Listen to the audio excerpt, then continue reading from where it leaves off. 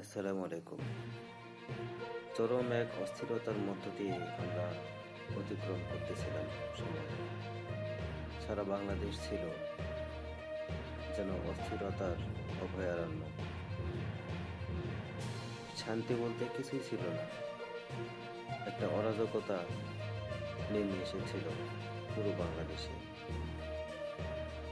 সবকিছু মিলিয়ে যে খারাপ সময় সেটা ধীরে ধীরে কেটে যাচ্ছে এবং এখন মনে হচ্ছে যে না, একটা স্থিতিশীল পরিবেশ তৈরি হবে।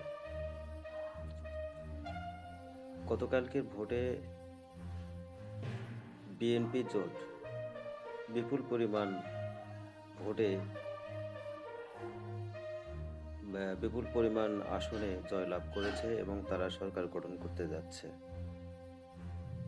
আশা করি বিগত দিনের ভুলগুলো শুধরে বিএনপি তার সময় উপযোগী সিদ্ধান্ত নেবে এবং সঠিকভাবেই দেশ পরিচালনা করবে।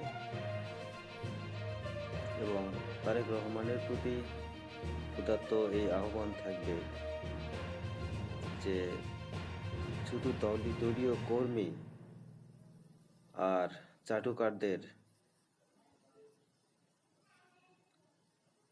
সামনে নিয়ে চলবেন না। একটু খোলা চোখে তাকিয়ে দেখুন, একটু খোলা চোখে খোলা কানে খেয়াল করবেন। আপনার চারপাশে চাটুকাররা কিন্তু ভেঙে গেছে।